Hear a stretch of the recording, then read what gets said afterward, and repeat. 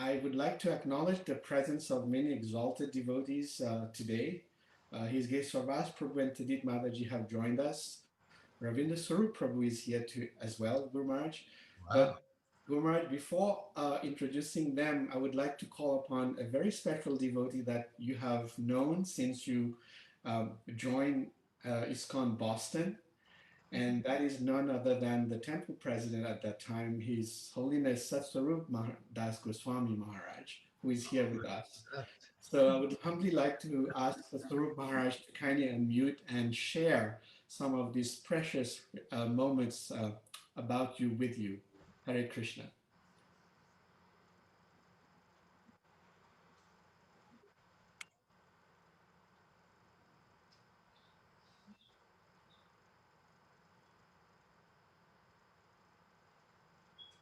Hare Krishna. Hare Krishna. Please accept my humble obeisances, Giriraja Maharaj.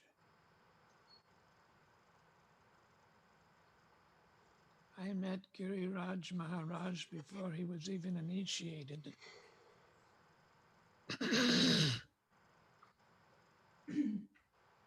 He came to a program we held for Srila Prabhupada at Brandeis University, where Glenn Teton was a student.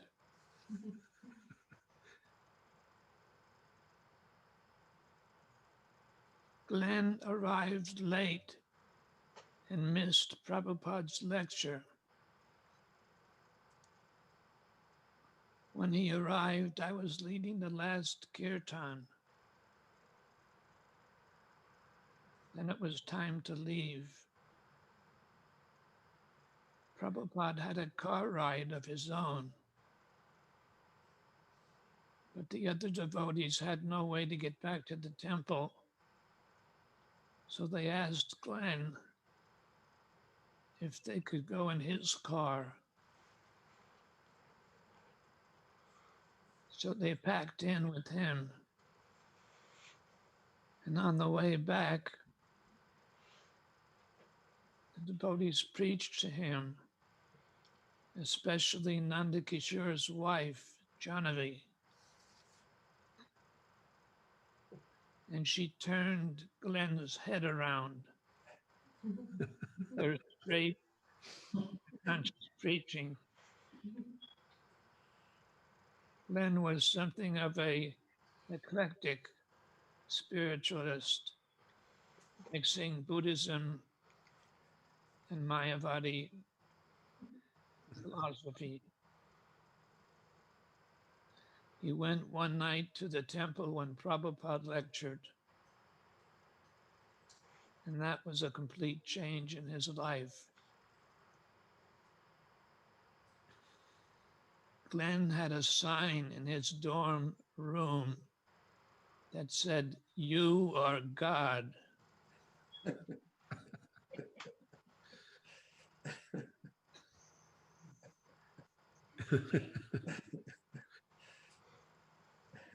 And Prabhupada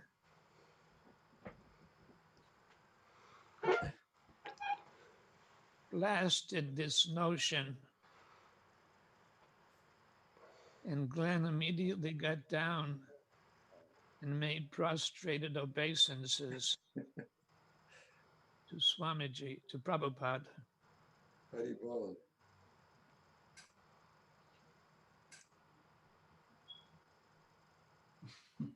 So he immediately joined the temple. And as soon as he joined, he uplifted the whole yatra. He was so submissive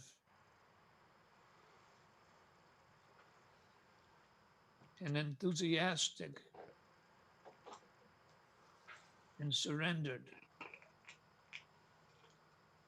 He slept on the floor, which is what we all did.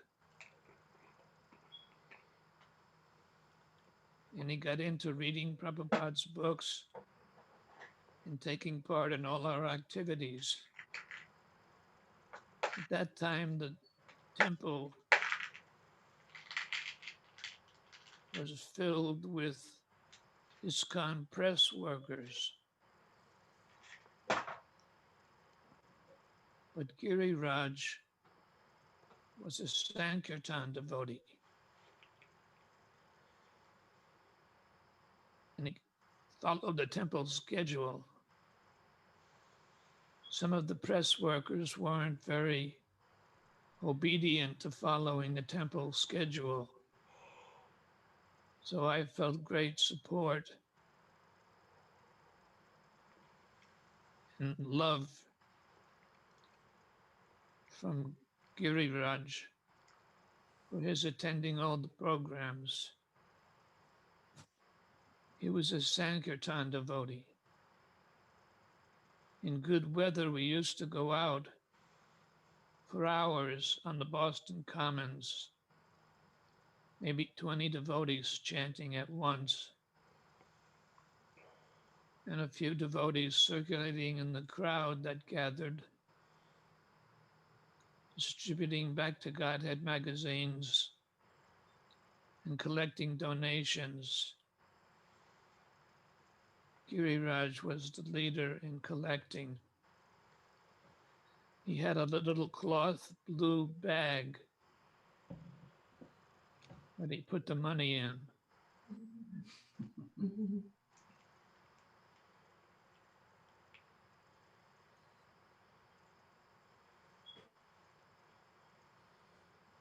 And he was very dear to all of us. I wrote a letter to Prabhupada and told him how much things had improved since Giriraj had arrived. And Prabhupada wrote back that he is very intelligent.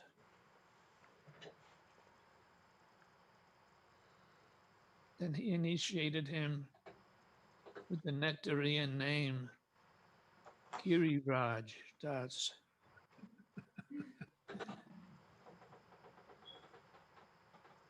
Such a sweet Braj name.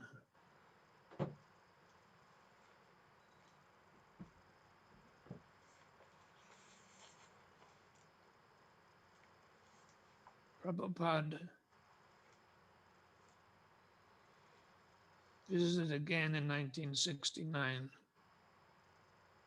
and Giriraj got more association with his spiritual master.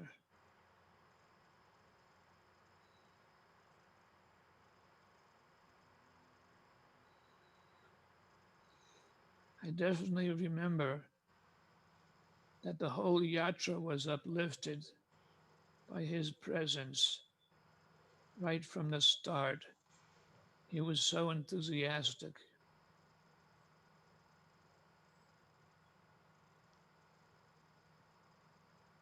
I want to tell an anecdote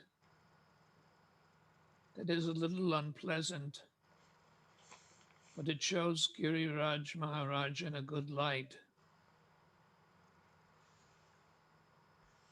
One time, after we moved from the storefront to a big house,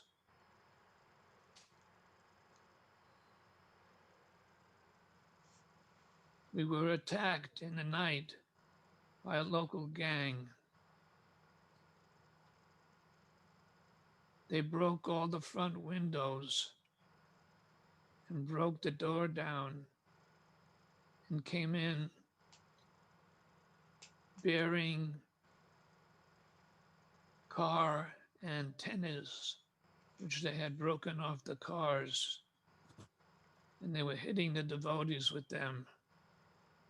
The devotees fought back, but it was a very traumatic scene. There was serious fighting. Nandakishore received a big black eye. And Uddhavadas had a penknife and he stabbed one of the attackers, who then tried to scratch Uddhava's eyes out. Finally, the police came and they arrested all the gang members. But as they left, they swore that they would get out overnight from the prison and they would come back the next night and attack us again. So the devotees were traumatized. All the women were sent down to the New York temple to be safe. And we even considered sending the deities down there, but we didn't.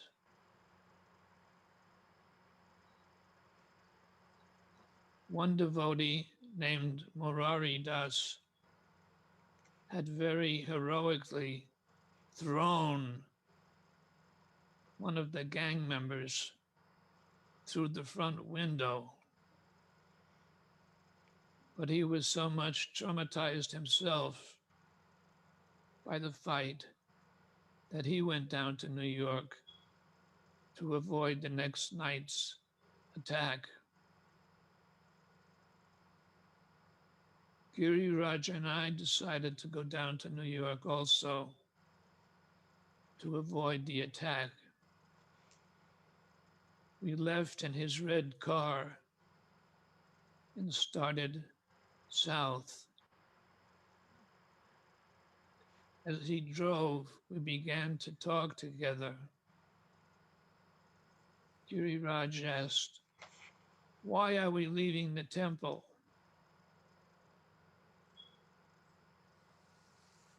I said, "Yes, it's not such a good idea to abandon the Prabhudatta Desh." And he said, "Maybe we should go back." So with his courageous spirit, we turned the car around just before the Massachusetts Turnpike and returned to the temple.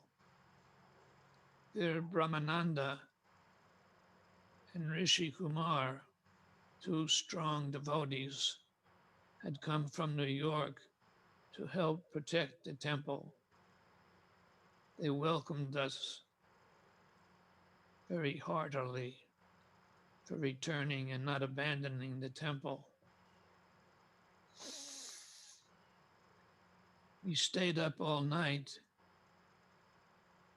and there was no further attack. But then the case went to court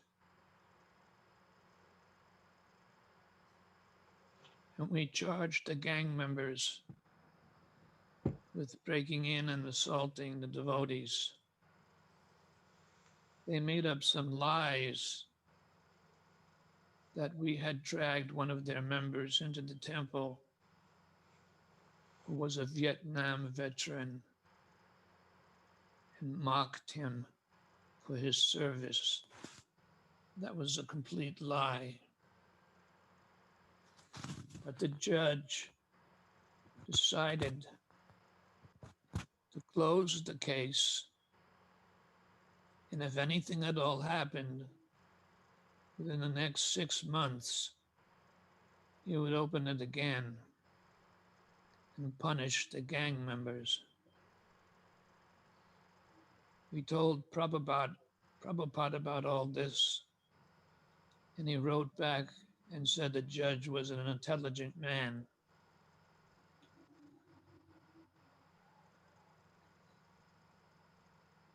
So I remember Giriraj very fondly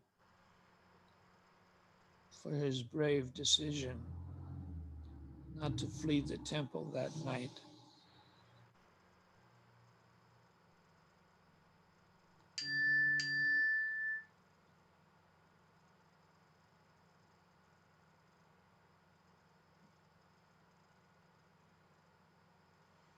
Then after some time, Prabhupada sent letters to the temples that he wanted them to send some men to India to permanently serve there. There were no temples yet, but he was traveling from place to place, staying at wealthy people's houses and putting on programs. So he wanted more devotees to be with him. We thought it proper to respond to Prabhupada wholeheartedly and not be stingy.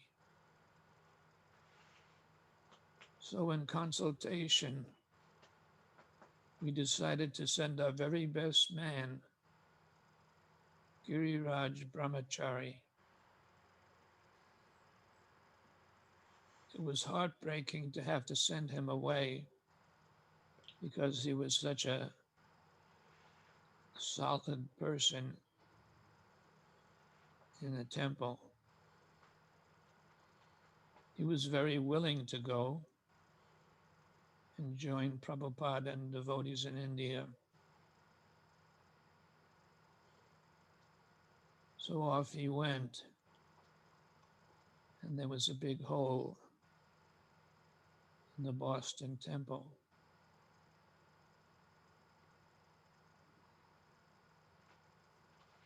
Giriraja Maharaj has promised to write a book about his memories of Boston.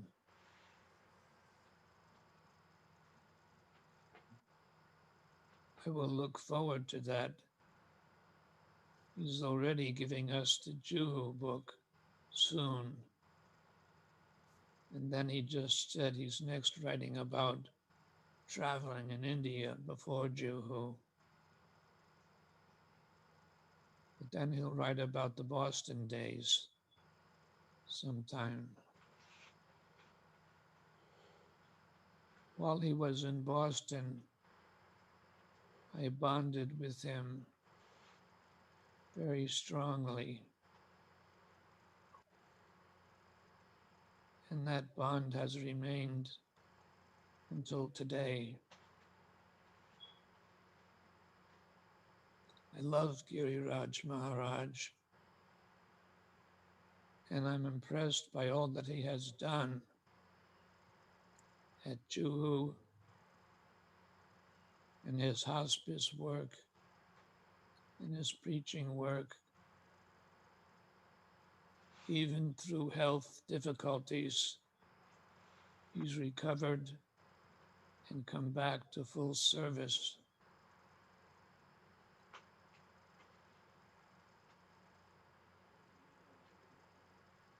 So I'm very touched that he considers me his friend and feels affection for me. I hope he's pleased by these days' activities of devotees making homages to him in honor of his Vyas Puj Day.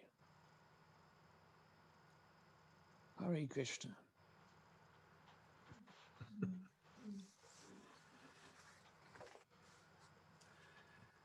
That was wonderful. I mean, reliving those precious moments. I must say that my debt of gratitude to His Holiness Satsvarupa Das Goswami is immeasurable. He really, nurtured me in Krishna consciousness in those early days in Boston. And when I joined, he was the editor of Back to Godhead magazine. And he was looking for writers to contribute. So, prompted by him, I wrote an article about Guru, actually. but there was a delay in, obviously, but of I think maybe 4 months between when an article was submitted and the magazine was actually published. And by then I was in India, and the magazine came with my article. And Srila Prabhupada called me to see him. And he said, I've read your article. It is very nice. You should write. You should take up writing as your first business. So that instruction from Srila Prabhupada has been guiding me ever since. And that was the result of His Holiness Satsvarupa Das Goswami Maharaj encouraging me to write. And Maharaj is like my role model in writing about Srila Prabhupada. I mean, Srila Prabhupada Lilamrita is, well, like His Holiness Shivaram Swami says, it was an empowered work. And although when I came to visit Maharaj in Stuyvesant Falls in upstate New York a couple of years ago, I asked him about quoting from the Lilamrita in my book about Srila Prabhupada and Jew, and he said, no, I don't think you should do that. So I didn't, but I followed the beautiful descriptions in the Lilamrita and got inspiration from them, and in general, am inspired in my writing about Srila Prabhupada by Satsvarupa Maharaj's writing about Srila Prabhupada. And I love him dearly. He's like, not just an older brother, almost like a father when I joined. And yeah, I was blessed that from the very beginning of my Krishna consciousness, he was my temple president. And yeah, so many memories. There's this one, well, I can't, that would take too long if I, but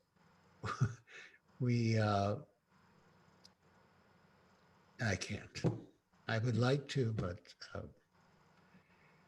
but yeah, we had the small storefront, 95 Glenville Avenue, and the lease was up for renewal, and so Satsvarupa Maharaj, was ready to sign, but it was just before the weekend, and something in my heart was telling me that we should look for another place. And we had been looking. And I said, it's Friday and they won't,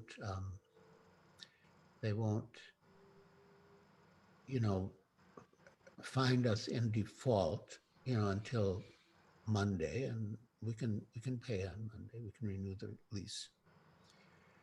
And so then we found this 40 North Beacon, big house, very big house. And